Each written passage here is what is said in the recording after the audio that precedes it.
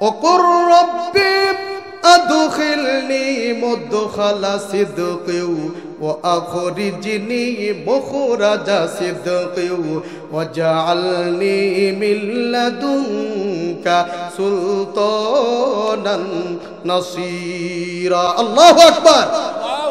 আল্লাহ শিখিয়ে দিয়েছেন, হে নবী, আপনি আমার কাছ থেকে দোয়া করে রাজত্ব চেয়ে নেন, রাষ্ট্র ক্ষমতা চেয়ে নেন। আল্লাহ বলছেন, হে নবী, আপনি বলুন, হে আমার পরওয়ারদিগারে আলম, তুমি আমাকে যেইখানে নিয়ে যাও সত্যতার সাথে নিয়ে যাও, আর যেইখান থেকে বের করো আমাকে সত্যতার সাথে বের করো। আল্লাহ রাব্বুল আলামিন শিখিয়ে দিলেন, হে নবী, আপনি রাষ্ট্র ক্ষমতা পরাক্রান্ত এমন একটা পরাক্রমশালী ক্ষমতা আমার জন্য তুমি সাহায্যকারী বানিয়ে দাও। সুবহানাল্লাহ। তার মানে আল্লাহ শিখিয়ে দিলেন, হে নবী, আপনি আল্লাহর কাছ থেকে রাষ্ট্র ক্ষমতা চেয়ে নেন। সুবহানাল্লাহ বলেন। তার মানে এটা কে শিখিয়ে দিয়েছেন? আল্লাহ। আপনি আমি কোথায়কার ছাতামাতা? আল্লাহ শিখিয়ে দিয়েছেন তুমি রাজনীতি করো। আল্লাহর নবীকে বলে দিলেন, হে নবী, আপনি সরাসরি আমার কাছ থেকে রাজত্ব রাষ্ট্র ক্ষমতা চেয়ে নেন। আর আপনি আমি বলি যে না, ইসলামের রাজনীতি নাই। ইসলামের রাজনীতি আছে, তবে এই পচা রাজনীতি না। ঠিক কিনা বলেন? এজন্য আল্লাহ আপনার কাছে আমার কাছে আদেশ করেছেন, বান্দা এই চেয়ারটা তুমি চেয়ে নাও। চেয়ারটা যখন পাবেন আপনি, ওই চেয়ার থেকে যখন সত্য সঠিক ভালো আদেশ আসবে, তখন কিন্তু অবশ্যই এই চেয়ার থেকে আদেশ আসলে ভালো লোককে যখন বসাবেন চেয়ারে, তখন কিন্তু এই চেয়ারে থেকে সঠিক এবং ভালো আদেশ আসবে। ঠিক কিনা? যে চেয়ারে যদি সঠিক মানুষ বসে, সেইখান থেকে যদি আদেশ আসে তো অবশ্যই বাস্তবায়ন হয়। কিন্তু সেই চেয়ারটাতে যদি ভালো মানুষ বসান, কোরআনওয়ালা মানুষ বসান, তখন কিন্তু এই চেয়ার থেকে ভালো আদেশ আসবে। ঠিক কিনা বলে? কারণ চেয়ার থেকে যদি আদেশ না আসে, ওয়াজ করে সমাজ পরিবর্তন হয়। আল্লাহর নবী বিশ্ব নবী মুহাম্মাদুর রাসূলুল্লাহ সাল্লাল্লাহু আলাইহি ওয়াসাল্লাম মক্কা থেকে হিজরত করে 7ম হিজরিতে মদিনায় গেলেন। মদিনায় যাবার পর বিশ্ব নবীজি আবার তিনি আসলেন মক্কায়, উমরা পালন করার জন্য আসলেন। এবারে নবীজিকে মক্কায় ঢুকতে দেওয়া হলো না। নবীজি কাঁদতে কাঁদতে 1414 সাহাবী নিয়ে কাঁদতে কাঁদতে চলে গেলেন আবার মদিনায়। আবার নবীজি আসলেন। আসার পর পরবর্তী হিজরিতে নবীজি শর্ত সাপেক্ষে মাত্র 3 দিনের অনুমতি নিয়ে নবীজি আসলেন আবার মক্কাতে হজ পালন করার জন্য। নবীজি উমরা পালন করলেন। পালন করার পর ওই সময় কাবার মক্কার দারোয়ান ছিল, কাবার দারোয়ান ছিল উসমান বিন তালহা। নবীজি ডাক দিয়ে বললেন, উসমান বিন তালহা, কাবার দরজাটা একটু খুলে দাও, আমি 2 রাকাত নামাজ আদায় করব। ওই সময় নবীজিকে 2 রাকাত নামাজ আদায় করার জন্য কাবার দরজা খোলা হয় নাই। নবীজি আবার বললেন, ও উসমান বিন তালহা, কাবার দরজাটা খুলে দাও, আমি 2 রাকাত নামাজ আদায় করব। খুলে দিলেন না, বরঞ্চ বিশ্ব নবীজিকে ধাক্কা দিয়ে ফেলে দিলেন। নবীজি সেইখানে পড়ে গেলেন। সেইখান থেকে আবার নবীজি উঠে দাঁড়ালেন, ডাক দিয়ে বললেন, উসমান বিন তালহা, আজকে মক্কার চেয়ারটা আমার হাতে নাই, আমার হাতে আসে নাই, যার কারণে তুমি আমাকে মক্কায় কাবায় ঢুকে মক্কায় আমাকে তুমি 2 রাকাত কাবার ঘরের ভিতরে নামাজ আদায় করতে দিলে না, বরঞ্চ আরো আমাকে ধাক্কা দিয়ে ফেলে দিলে।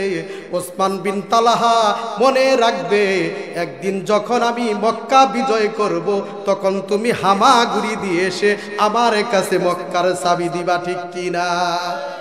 আজকে আমার কাছে চেয়ার নাই, যা খুশি তাই করতে পারতাছো, কিন্তু কোন একদিন যখন আমার কাছে এই মক্কার চেয়ারটা আসবে, তখন তুমি হামাগুড়ি দিয়ে এসে আমার কাছে এই কাবার ঘরের চাবিটা দিবে। সুবহানাল্লাহ বলেন। তার মানে চেয়ারটার অনেক দাম। প্রথম এই চেয়ারটা থেকে আদেশ নিষেধ হয়।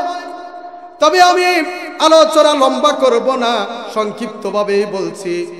এক নাম্বার আদেশ আল্লাহ দিলেন, এই আয়াতের মধ্যে 3টি আদেশ দিয়েছেন। আওয়াজ করে বলেন কয়টি আদেশ? আরো জোরে বলেন। 3টা আদেশ দিয়েছেন। তন্মধ্যে আল্লাহ রাব্বুল আলামিন বললেন ইন্নাল্লাহা ইয়া'মুরু বিল আদল। আদেশ দিয়েছেন কে? আরো জোরে বলেন। আদেশ দিয়েছেন আল্লাহ, বাস্তবায়ন করার দরকার। আওয়াজ করে বলেন আছে না নাই? আল্লাহ আদেশ দিয়েছেন। আল্লাহ বলছেন ইন্নাল্লাহা ইয়া'মুরু বিল আদল। আল্লাহ আদেশ দিয়েছেন তুমি 1 নম্বরে সুবিচার করবা। আদল শব্দের অর্থ হচ্ছে আইনের শাসন, সুবিচার, ন্যায় বিচার, সমান সমান। আজকে কি এই ১৫০০ বছরের মধ্যে নয়, এই 50 বছরের মধ্যে এমন একটা লোক কি আছেন দাঁড়িয়ে বলতে পারবেন যে আমি সঠিক বিচার পেয়েছি? বলতে পারবেন? এই 50 বছরের মধ্যে হয় নাই। অর্থাৎ ১৫০০ বছরের মধ্যে মাত্র ৩১ বছর ৬ মাস এই পৃথিবীর মানুষ ন্যায় বিচার দেখেছিল। আওয়াজ করে বলেন তো কত বছর দেখেছিল? ৩১ বছর ৬ মাস। তার মানে নবীর জামানায় নবীর সাহাবী হযরত আবু বকর, উমর, ওসমান, আলী রাদিয়াল্লাহু তাআলা আনহুর জামানায় এই পৃথিবীর মানুষ ন্যায় বিচার দেখেছিল। আর আজকে যা হচ্ছে, আপনি ভুল করেছেন রায়, তারপরও আপনার পক্ষে যায় কি যায় না? তার মানে আল্লাহ রাব্বুল আলামিন বলছেন যে আদল মানে হচ্ছে আইনের শাসন, সমানে সমান, ন্যায় বিচার। তার মানে আইনের শাসনটা হতে হবে সমান সমান। কে ধলা, কে কালা, কে লম্বা, কে খাটা, কে ধনী, কে গরিব, এগুলো দেখে বিচার হয় না। আল্লাহর নবী, বিশ্ব নবী মুহাম্মাদুর রাসূলুল্লাহ সাল্লাল্লাহু আলাইহি ওয়াসাল্লামের একটি জীবন থেকে একটি হাদিস শুনেন। বিশ্ব নবী, বুখারীর বর্ণনায় হাদিস এসেছে, বিশ্ব নবী মুহাম্মদ সাল্লাল্লাহু আলাইহি ওয়াসাল্লাম যখন মক্কা থেকে হিজরত করে মদিনায় গেলেন, সর্বপ্রথম একটি হক আর বাতিলের মধ্যে একটি যুদ্ধ সংগঠিত হয়েছিল। আওয়াজ করে বলেন তো সেই যুদ্ধের নাম কি? কি ব্যাপার? অনেক দিন যাবত এখানে তাফসীর হয়, অনেক দিন যাবত। শুধু তাই নয়, আপনারা এই এলাকার মানুষ, সারা মধুপুর নয় অন্যান্য জায়গায় ভালো বক্তা আসতে আপনাদেরকে আমরা দেখতে পাই। কিন্তু যদি আপনারা এগুলো বলতে না পারেন তাহলে লজ্জা পাই আমরা। ৩১ বছর ৬ মাস। আর বিশ্ব নবীজি যখন প্রথম একটা হক আর বাতিলের মধ্যে প্রথম একটা যুদ্ধ সংগঠিত হয়েছিল, সেই যুদ্ধ হলো বদরের যুদ্ধ। কিসের যুদ্ধ? আরেকটু বলেন, কিসের যুদ্ধ? মুখ ছেড়ে বলবেন, যেইখানে আলোচনা হোক। আমি বক্তা না, যে কোনো বক্তা যখন আপনি 2 বার 3 বার একটা কথা বলবেন, দেখবেন যে এটা আর ভোলার সম্ভাবনা থাকে না। তাহলে হক আর বাতিলের মধ্যে প্রথম একটা যুদ্ধ সংগঠিত হয়েছিল। আওয়াজ করে বলেন তো সেই যুদ্ধের নাম কি? আরেকটু জোরে, আরেকটু জোরে। এখন আর বলবেন না ইনশাআল্লাহ। এই বদরের যুদ্ধ সংগঠিত হবে, মুসলমানদের সংখ্যা খুবই কম, মাত্র ৩১৩ জন। আর এই ৩১৩ জনের মধ্যে মাত্র 8টা তলোয়ার। আওয়াজ করে বলেন তো কয়টা তলোয়ার? আরো জোরে বলেন। 8টা তলোয়ার, আর একটা মাত্র লোহার বর্ম, আর হাতে গোনা অল্প কয়েকটা খেজুর পাতার ডাল। এবার অপর প্রান্তে কাফেরদের সংখ্যা হলো 1000, আর তাদের সকলের হাতে তলোয়ার, ডাল এবং লোহার বর্ম সকলের হাতে। যুদ্ধ সংগঠিত হয়ে যাবে। যুদ্ধের আগে বিশ্ব নবীজি জমিনের মধ্যে মাথা ঢুকালেন, মাথাটা জমিনের মধ্যে রাখলেন, আল্লাহকে ডাক দিয়ে বললেন, সিজদায় অবনত হলেন, ডাক দিয়ে বললেন, ওগো রব্বুল আলামিন, মুসলমানদের সংখ্যা খুবই কম, কাফেরদের সংখ্যা অনেক। আজকে যদি তুমি ইসলামকে, মুসলমানকে সাহায্য সহযোগিতা না করো, তাহলে ইসলাম থাকবে না, মুসলিম থাকবে না। বিশ্ব নবীজি সিজদায় পড়ে গেলেন। আল্লাহ ডাক দিয়ে বললেন, ওগো নবীজি আপনি মাথা তোলেন, 2000 সৈন্য দিয়ে আপনাকে সহযোগিতা করব। বিশ্ব নবীজি মাথা তুললেন না। এবার আল্লাহ বললেন, নবীজি 3000 সৈন্য দিয়ে সহযোগিতা করব। নবীজি মাথা তুললেন না। সর্বশেষ আল্লাহ রাব্বুল আলামিন আয়াত নাজিল করে জানিয়ে দিলেন, ওয়ালাকাদ নাসারাকুমুল্লাহু বিবদরি ওয়া আনতুম আযিল্লা। আল্লাহু আকবার বলেন। সর্বশেষ আল্লাহ রাব্বুল আলামিন বললেন, বদরের ময়দানে সংখ্যায় ছিলে তোমরা খুবই কম, তারপরও সাহায্য আমাদেরকে যিনি করেছিলেন আওয়াজ করে বলেন তো তিনি কে? আজ যদি মুসলমান ওই বদরের মতো, হযরত উমরের মতো, আবু বকরের মতো, আমির হামজার মতো, হারিস রাদিয়াল্লাহু তাআলা আনহুর মতো নবীদের পক্ষে থেকে মুসলমানদের পরিমাণ যদি কম হয়, ইমানের বলে বলিয়ান হয়ে যদি তারা মাঠে ময়দানে আল্লাহু আকবার তাকবীরের আওয়াজ তুলতে পারে, আজও আল্লাহ আপনাকে আমাকে ওই বদরের মতো সাহায্য করবেন। আওয়াজ করে বলেন তো তিনি কে? আরো জোরে বলেন তিনি কে? আল্লাহ সাহায্য করবে না? বদরের যুদ্ধে মাত্র কয়েকদিন পরে একজন কাফির বিশ্ব নবীজির একজন সাহাবী হারিস রাদিয়াল্লাহু তাআলা আনহুকে প্রশ্ন করলেন, ও হারিস, বদর যুদ্ধের ময়দানে তোমাদের সংখ্যা কত ছিল? এবার হারিস রাদিয়াল্লাহু তাআলা আনহু বললেন, কেন বদর যুদ্ধের ময়দানে আমাদের সংখ্যা ছিল মাত্র 313। এবার কাফের ডাক দিয়ে বলল, কিসের 313? এদিকে সেদিকে মানুষ দেখি না, কিন্তু আমরা যারা কাফির আঙ্গর গালের মধ্যে, আমাদের গালের মধ্যে ঠাস ঠাস করে চর মারে। আবার মানুষ নাই, কিন্তু চতুর্দিকে শুধু পাগড়ি আর পাগড়ি, ঠিক কিনা? আজকেও যদি আপনি আমি সেই বদরের মতো করে আল্লাহু আকবার তাকবীরের স্লোগান দিয়ে মাঠে ময়দানে ঝাঁপিয়ে পড়তে পারি, আজ আল্লাহ আমাদেরকে দিনের বিজয় দিবে, সেদিন আর বেশি দূরে নাই, ঠিক কিনা বলেন? এজন্য বদরের যুদ্ধে মুসলমানদের পরিমাণ খুবই কম। বদরের যুদ্ধের ময়দানে আল্লাহ রাব্বুল আলামিন মুসলমানদেরকে বিজয় দিলেন। বিজয় দেবার পর মুসলমানদের মারা শাহাদাত বরণ করলো 14 জন। আওয়াজ করে বলেন কতজন? আরো জোরে বলেন। মুসলমানদের 14 জন শাহাদাত বরণ করলেন। অপর প্রান্তে কাফেরদের 70 জন মারা গেল, আর 70 জন জীবিত অবস্থায় বিশ্ব নবীজির হাতে বন্দী হলো। বিশ্ব নবীজি এবার সাহাবীদেরকে দ্বারা ওই 70 জনকে নিয়ে মসজিদে নববীর কিনারায় রাখলেন।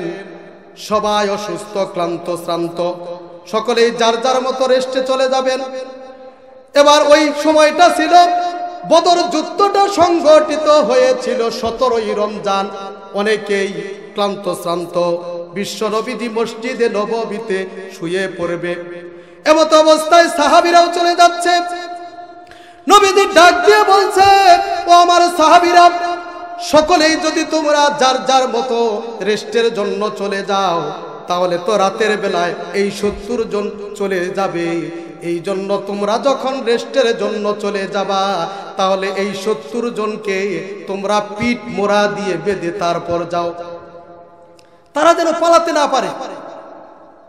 এবার বিশ্ব নবীর অনুমতি ক্রমে এই 70 জনকে পিঠ মোড়া দিয়ে বেঁধে ফেলা হলো।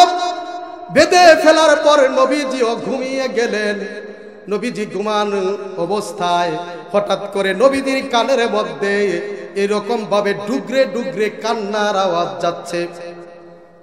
বিশ্ব নবীজি হারিস রাদিয়াল্লাহু তাআলা আনহুকে ডেকে বললেন, ও হারিস, এই মুহূর্তে যাও, ওই যে 70 জনকে গ্রেফতার করেছ, বন্দী করেছ, ওদের মধ্য থেকে কে যেন কাঁদে, আমার কানের মধ্যে কান্নার আওয়াজ আসছে। এই মুহূর্তে যাও, গিয়ে আমার কাছে এসে রিপোর্টটা পেশ করো, কে কান্নাকাটি করে। এবার হারিস রাদিয়াল্লাহু তাআলা আনহু সেইখানে গেলেন, তথ্য নিলেন, নিয়ে আসার পর বিশ্ব নবীদের কাছে উপস্থাপন করলেন, রিপোর্ট পেশ করলেন, ডাক দিয়ে বললেন, নবীজি যে কান্নাকাটি করে উনি হচ্ছে আপনার চাচা আব্বাস, আপনার ছোট চাচা আব্বাস কান্নাকাটি করে। নবীজি বলছেন, কেন কান্দে আমার চাচা আব্বাস? বলছে যে তিনি তো সুন্দর অনেক, তিনার হাতের মধ্যে যে পিছপোড়া দিয়ে বেঁধে ফেলা হয়েছে, ওই সময় তো এখনকার মতো রশি ছিল না, ওইটা ছিল আপনার খেজুর পাতার আপনার চটি, সেটা দিয়ে এইভাবে মুড়িয়ে মুড়িয়ে বেঁধে ফেলা হয়েছে রশি বানিয়ে, ওইটা রশিটা চামড়াটা ভেদ করে গুস্তের ভিতরে ঢুকে পড়েছে, এই জন্য কাঁদে। বিশ্বনবী একটু মনটা খারাপ করলেন, যদিও কাফের, তারপরও তো চাচা, ওই সময় তিনি ইসলাম কবুল করেন নাই, গ্রহণ করেন নাই। এবার যখন আবার নবীজি ঘুমিয়ে গেলেন, শুয়ে পড়লেন, এবার বিশ্ব নবীজির চেহারা দেখে আল্লাহর নবীর সাহাবী হারিস রাদিয়াল্লাহু তাআলা আনহু তিনি আবার ওই 70 জনের কাছে গেলেন। যাবার পর বিশ্ব নবীজির চাচার হাতের বানটাকে, রশিটাকে একটু লুজ করে দিলেন। আবার এই অবস্থায় তিনি চলে গেলেন মসজিদে নববীতে। নবীজি ঘুম থেকে যখন আবার জাগ্রত হলেন, হারিস রাদিয়াল্লাহু তাআলা আনহুকে ডেকে বললেন, ও হারিস, ঘটনা কি? ওই লোকটার কথা, যার কথা বললা, আমার চাচা, উনি কি মারা গেল নাকি? এখন তো আমার কাছে, আমার কানের মধ্যে আর কান্নার আওয়াজ আসে না, কারণটা কি, মারা গেল নাকি? গিয়ে দেখো। হারিস রাদিয়াল্লাহু তাআলা আনহু ডেকে বললেন, ওগো নবীজি, আপনার অনুমতি ছাড়াই আমি যখন লক্ষ্য করে দেখলাম আপনার চেহারাটা একটু মলিন অবস্থা, আপনার চাচার কথা বলেছি, আপনি যখন ঘুমিয়ে পড়েছেন তখন আমি গিয়ে আপনার চাচার হাতের রশিটা একটু লুজ করে দিয়েছি। বিশ্ব নবীজি শোয়া ছিলেন মসজিদে নববীতে। বিশ্ব নবীজি লাফ দিয়ে দাঁড়িয়ে গিয়ে বললেন, ও হারিস, এটা তুমি কি করেছ? 70 জনকে আমি জীবিত অবস্থায় বন্দী করেছি। এই 70 জনের মধ্যে একজন হলো আমার চাচা, আর বাকি 69 জন আমার চাচা না। এই একজন আমার চাচা বলে তার হাতের রশিটা একটু লুজ করে দিলা, আর বাকি 69 জন আমার চাচা না বলে তাদের হাতের রশিটা লুজ করে দেওয়া নাই। কাল কিয়ামতের ময়দানে আমি আল্লাহর কাঠ গড়ায় দাঁড়িয়ে কি জবাব দিব? ও হারিস, এই মুহূর্তে দাও আমার চাচার হাতের বানটা যেই পরিমাণ লুজ করে দিয়েছ, এই পরিমাণ লুজ বাকি 69 জনের হাতের বানটাও লুজ করে দাও। সুবহানাল্লাহ, আর জোরে বলুন সুবহানাল্লাহ। তাহলে বিশ্ব নবীজির বিচার ছিল ন্যায় বিচার, আইনের শাসন ছিল সমানে সমান, ঠিক কিনা বলেন?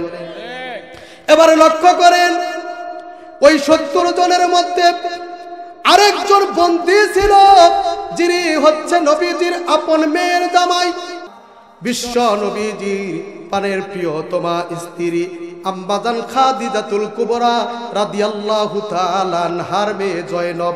আর এই জয়নবের স্বামীর নাম হলো আবুল আস। এই আবুল আস এই 70 জনের মধ্যে একজন গ্রেফতার হলো। এমত অবস্থায় যুদ্ধের পরের দিন নবীজি ঘোষণা করে দিলেন, ও কাফেরেরা, এই 70 জনকে যদি তোমরা বাঁচাতে চাও, রক্ষা করতে চাও, এদেরকে যদি মুক্ত করতে চাও, তাহলে 2টা শর্ত। আওয়াজ করে বলেন, কয়টা শর্ত?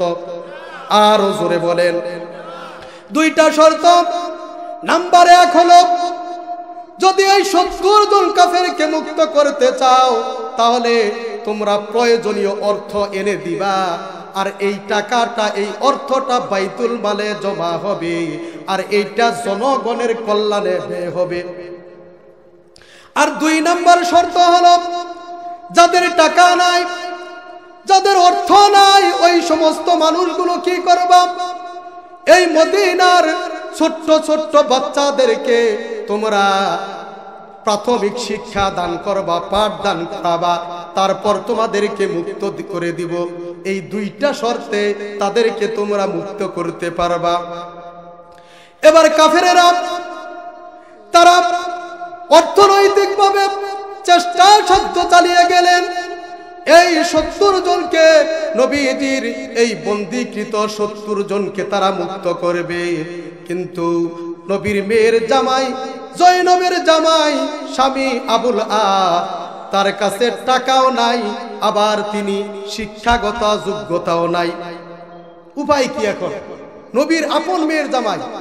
এখন আপনারা দল মত নির্বিশেষে, যদি কেউ পাগল না থাকেন, সুস্থ দেহে সুস্থ শরীরে যদি এইখানে বসে থাকেন কোরআনের মঞ্চে, আপনারা দল মত নির্বিশেষে আওয়াজ করে বলবেন, কোন দেশের প্রেসিডেন্ট যদি হয় শ্বশুর আর জামাই যদি হয় আসামি, তাহলে কি পৃথিবীর কোন পুলিশ ওই আসামিকে ধরবে?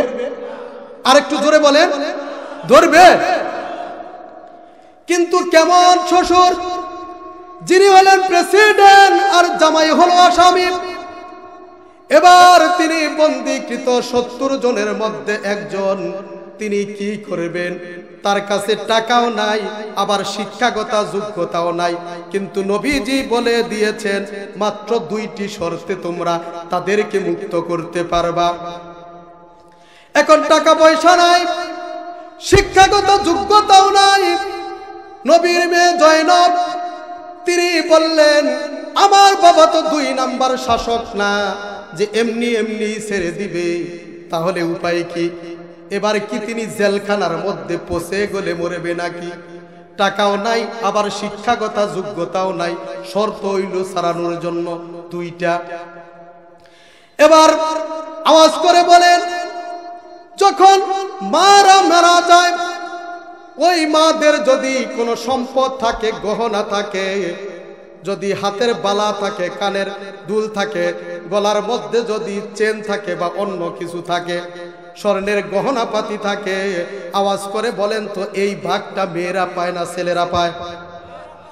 আওয়াজ করে বলেন, এই যে পিছন থেকে আওয়াজ করে বলেন। এইভাবে জমে গেলেন কেন আপনারা? একটু আওয়াজ করে মুখটা ছেড়ে সকলেই বলেন তো, লিল্লাহে তাকবীর, লিল্লাহে তাকবীর, লিল্লাহে তাকবীর। এই মাদের স্বর্ণের গহনাগুলোর ভাগ পায় মেয়েরা।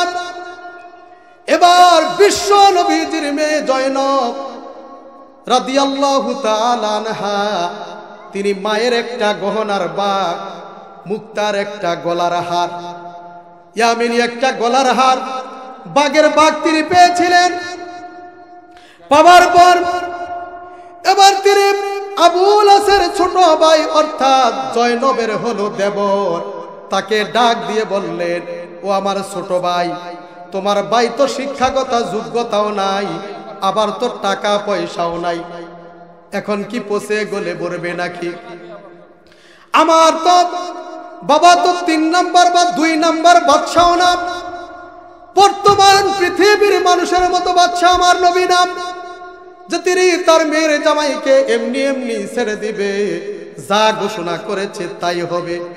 নবীর মেয়ের জামাই চাইলে তো নবীজি তাকে বাড়িতে নিয়ে পোলাও মাংস খাওয়াতে পারতো, ঠিক কিনা বলেন?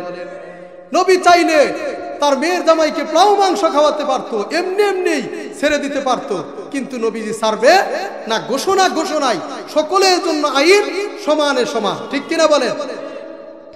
এবার জয়নব রাদিয়াল্লাহু তাআলা আনহা ডাক দিয়ে আবুল আসের ছোট ভাইকে ডাক দিয়ে বললেন, তার দেবরকে ডাক দিয়ে বললেন, আমার এই গহনা তুমি নিয়ে আমার বাবা বিশ্ব নবীজির কাছে দিবা মসজিদে নববীতে। এটার বদৌলতে, এটার বিনিময়ে আমার বাবা এই বিনিময় গ্রহণ করে আমার স্বামীকে মুক্ত করে দিবে। এবার তিনি নিয়ে গেলেন সেই স্বর্ণের গহনা, গলার ইয়ামিনী মুক্তার হারটা নিয়ে গেলেন, বিশ্ব নবীজির কাছে চলে গেলেন মসজিদে নববীতে। নবীজির সামনে দিলেন, দেবার পর বিশ্ব নবীজি গলার হারটা দেখতে পেলেন। এখন আওয়াজ করে বলবেন, যাদের স্ত্রীদের গহনা আছে অনেকেই গহনাগুলো চিনেন কি চিনেন না? স্ত্রীর গহনাগুলো আপনি জানেন না? কোন গহনা আপনি দিয়েছেন? চিনেন না? এবার বিশ্ব নবীজি বুঝতে পারলেন এই গহনা তো আমার প্রাণের প্রিয়তমা স্ত্রী খাদিজাতুল কুবরা রাদিয়াল্লাহু তাআলা আনহা। বিশ্বনবী আবেগে আপ্লুত হয়ে গেলেন যে আজকে নিজের স্বামীকে বাঁচানোর জন্য মায়ের দেওয়া সর্বশেষ গহনা, যেই গহনা বাগের বাগ পেয়েছিল, সেই গহনাটুকুও পাঠিয়ে দিয়েছে। নবীজি হাতের মধ্যে সেই গহনাটা রাখলেন। ইয়ামিনী মুক্তার হাতটা রেখে এবারে নবীজি সাহাবীদেরকে ডাক দিয়ে বললে, ও আমার সাহাবীরা, এই গলার মুক্তার হারটা বাইতুল মালে জমা করে রাখো, আর এর বিনিময়ে আবুল আসকে মুক্ত করে দাও। সুবহানাল্লাহ। নিজের আপন মেয়ের জামাই, তারপরও আইনের শাসন সুবিচার সমানে সমান প্রতিষ্ঠিত করেছিলেন বিশ্বনবী মুহাম্মদ সাল্লাল্লাহু আলাইহি ওয়াসাল্লাম। তিনি কোন রকমের বেয়ানসিবি করে না, সঠিক বিচার, ন্যায় বিচার তিনি করেছেন, সমান সমান বিচার করেছেন। আজকে দেখেন ন্যায় বিচার পৃথিবীতে নাই। আপনি আমি দেখবেন যারা মোটর সাইকেল চালান, এই মোটর সাইকেল চালিয়ে এই রাস্তা দিয়ে যাবেন, যাওয়ার পর কোনো এক জায়গায় দেখবেন প্রশাসনের বাইরে বাধা দিচ্ছে। এই হুজুর কোথায় যান? বাজারে যাব। আপনার হাতে গ্লাভস কই? আপনার মাথায় হেলমেট কই? আপনার পায়ে শু কই? এবং আপনার গাড়ির লাইসেন্স কই? আপনার ড্রাইভিং লাইসেন্স কই? এগুলো বলতে বলতে দেখবেন শু শু করে এক যুবক যাচ্ছে, যেই যুবকের পায়ের পাতা থেকে এই পর্যন্ত পেন, প্রত্যেক জায়গায় অন্তত দুইটা জায়গায় অন্তত 10 থেকে 12টা বা 20টা সেলাই বা সেরা সেরা। আবার মাথার চুল আওড়া কাওড়া, আবার চশমা পড়েছে মাথায়। আবার দেখবেন ওই ছেলের অবস্থা খুব ভয়াবহ, সাইলেন্সার পর্যন্ত খুলেছে, খুলে ঠাস ঠাস ঠাস ঠাস আওয়াজ করে মোটর সাইকেল নিয়ে যাচ্ছে আপনার পাশ দিয়ে। আপনাকে পুলিশ জেরা করছে, কিন্তু ওই যে লোকটি যাচ্ছে, ওই লোকটিকে দেখে পুলিশ আরো সালাম দেয়, আসসালামু আলাইকুম ভাই, বিকালে দেখা করে একসাথে বসে চা পান খাবো। তার মানে ওই লোকটা কে জানেন? ওই লোকটা হলো নেতার সুমন্দির সুমন্দির সুমন্দি। বুঝতে পেরেছেন? তার মানে ওর জন্য ন্যায় বিচার নাই। আপনার অনেক কিছু আছে, তারপরও আপনাকেই তারা প্রতিবাদ করবে, আপনার পক্ষে কথা বলবে না, আপনার বিপক্ষে কথা বলবে, কিন্তু তারা আইন মানছে না, তারপরও তাদেরকে গ্রেফতার করা হয় না, তাদেরকে এইভাবে আটকানো হয়।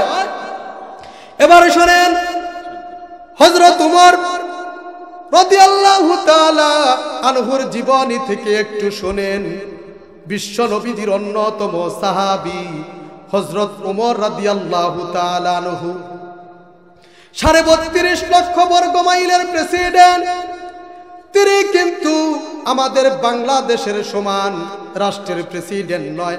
আমাদের বাংলাদেশের আয়তন হলো 1,47,570 বর্গ কিলোমিটার, কিন্তু এই রাষ্ট্র হলো 32.5 লক্ষ। এবার হযরত ওমর রাদিয়াল্লাহু তাআলা আনহু 32.5 লক্ষ বর্গ মাইলের প্রেসিডেন্ট। সকালবেলা নাস্তা করবে, স্ত্রী ডাক দিয়ে বলছে, ওগো প্রাণের স্বামী, আমাকে কিছু টাকা দেন, সামনে হলো শীতের সময়, ছোট্ট ছোট্ট বাচ্চাদের জন্য কিছু পোশাক কিনবো। ওমর রাদিয়াল্লাহু তাআলা আনহু ডাক দিয়ে বললেন, ওগো প্রাণের প্রিয়তমা স্ত্রী, আমার হাতে তো কোনো টাকা নাই, মাসে যেই বেতনটা পাই এই বেতনটা তো নিয়ে এসে তোমার হাতে দেই, আমার হাতে তো অতিরিক্ত কোনো টাকা পয়সা নাই। ওমর রাদিয়াল্লাহু তাআলা আনহুর স্ত্রী ডাক দিয়ে বললেন, ওগো আমার প্রিয়তমা স্বামী, প্রিয়তম স্বামী, আপনার বেতনটা এইভাবে খরচ হয়ে যায়, আপনার কাছে টাকা নাই সেটা আমিও জানি, কিন্তু আপনি চাইলে তো ওই বাইতুল মাল থেকে 1 মাসের বেতন অগ্রিম আনতে পারেন। এবার হযরত ওমর রাদিয়াল্লাহু তাআলা আনহু চিন্তা করলেন, ঘটনা তো আসলেই সত্যি, আমি তো চাইলে প্রেসিডেন্ট হিসাবে 1 মাসের বেতনটা অগ্রিম পাবো। এবার তিনি চলে গেলেন, বাইতুল মালের দায়িত্বে ছিলেন আবু উবাইদা রাদিয়াল্লাহু তাআলা আনহু। ডাক দিয়ে বললেন, আবু উবাইদা, সন্তানের কেনাকাটা করতে হবে, পোশাক কিনতে হবে, আমাকে 1 মাসের বেতনটা অগ্রিম দাও। এবার আবু উবাইদা রাদিয়াল্লাহু তাআলা আনহু ডেকে বললেন, আপনি হলেন রাষ্ট্রের প্রেসিডেন্ট, আপনি যা বলবেন তাই শুনতে হবে। কিন্তু তিনি কেমন অর্থমন্ত্রী ছিলেন আর তিনি কেমন রাষ্ট্রনায়ক ছিলেন শুনেন। আবু উবাইদা রাদিয়াল্লাহু তাআলা আনহু ডাক দিয়ে বললেন, ওগো ওমর রাদিয়াল্লাহু তাআলা আনহু, আপনাকে আমি এই টাকা দিতে পারবো না, 1 মাসের অগ্রিম বেতন আপনাকে আমি দিতে পারবো না। যদি দেই তাহলে 2টা শর্ত মেনে নিতে হবে। আওয়াজ করে বলেন কয়টা শর্ত? আপনি অনুমতি দিয়েছেন আপনাকে আমি টাকা দিব, কিন্তু আপনি যদি বলতে পারেন আগামী 1 মাস আপনি বেঁচে থাকবেন, তাহলে আপনাকে আমি এই টাকা দিব, 1 মাসের বেতন অগ্রিম। কিন্তু যদি আপনি 3 দিন পরে মারা যান, তাহলে বাকি 27 দিনের এই আপনার এই টাকাটা, এই বেতনটা কে পরিশোধ করবে? হযরত ওমর রাদিয়াল্লাহু তাআলা আনহু কান্না করে দিলেন। আয়াতের কথা মনে পড়ে গেল, রব্বুল আলামিন বলছেন, কুল্লু নাফসিন যায়িকাতুল মাউত। আল্লাহু আকবার। আমাদের সকলকেই মৃত্যুবরণ করতেই হবে, ঠিক কিনা বলেন? এবার তিনি চিন্তা করলেন, তাহলে আমাদের তো মৃত্যুবরণ করতেই হবে। এবার তিনি বললেন, আবু উবাইদা রাদিয়াল্লাহু তাআলা আনহু বললেন, বুঝতে পেরেছি হযরত ওমর, হয়তো আপনি 1 মাস বেঁচে থাকবেন, এই প্রশ্নে হয়তো আপনি পাশ করেছেন। আর 2 নাম্বার হলো, আপনি ওয়াদা দিবেন যে আপনি যেই টাকাটা নিবেন, আপনি যেই ক্ষমতার চেয়ারে বসেছেন, 32.5 লক্ষ বর্গ মাইলের আপনি প্রেসিডেন্ট। আপনি যখন শপথ বাক্য পাঠ করেছিলেন, কোরআন দিয়ে সুন্নাহ দিয়ে এই পৃথিবীর মানুষকে পরিচালনা করবেন, 32.5 লক্ষ বর্গ মাইলের মানুষকে পরিচালনা করবেন। কিন্তু যখন কোরআন হাদিসের ত্রুটি বিচ্যুত হবে, তখন যদি এই এলাকার জনগণ মিছিল করে, মিটিং করে আপনাকে এই চেয়ার থেকে নামিয়ে দেয়, আপনার কিন্তু নামতে বাধ্য। এবার হযরত ওমরকে ডেকে বললেন, আবু উবাইদা, হে আবু উবাইদা, ঠিকই তো তুমি বলেছ। আবু উবাইদা রাদিয়াল্লাহু তাআলা আনহু বললে, ওগো ওমর, আপনি যদি 6 দিনের মধ্যে এইখান থেকে আপনাকে এই এলাকার জনগণ, এই 32.5 লক্ষ বর্গ মাইলের জনগণ যদি এই চেয়ার থেকে আপনাকে টেনে হিসড়ে মিটিং করে মিছিল করে নামায় 6 দিন পরে, তাহলে এই বাকি 24 দিনের বেতনটা পরিশোধ করবে কে? আপনি যদি লিখিত দিতে পারেন আগামী 1 মাস আপনি বেঁচে থাকবেন এবং আপনাকে এই চেয়ার থেকে কেউ নামাবে না, এমন গ্যারান্টি যদি আপনি দিতে পারেন, তাহলে আপনাকে আমি 1 মাসের বেতন অগ্রিম দিব। সুবহানাল্লাহ। এই ওয়াদা যদি আপনি দিতে পারেন, তাহলে আপনাকে 1 মাসের বেতন অগ্রিম দিব। আর যদি এই ওয়াদা আপনি এই 2টা শর্ত যদি মানতে না পারেন, তাহলে আপনাকে আমি এই 1 মাসের বেতন অগ্রিম দিব না। সুবহানাল্লাহ বলেন। কেমন রাষ্ট্রনায়ক ছিলেন, কেমন প্রেসিডেন্ট ছিলেন, আর কেমন অর্থমন্ত্রী ছিলেন। আজকে যদি পৃথিবীর কোনো প্রধানমন্ত্রী কোনো অর্থমন্ত্রীকে বলে যে টাকা দিতে হবে এত কোটি, সেইখানে যদি ব্যাংকে না থাকে, তাহলে নিজের জমি বিক্রি করে হলেও দিতে হবে, ঠিক কিনা বলেন? এজন্য আলোচনা দীর্ঘস্থায়ী করছি না।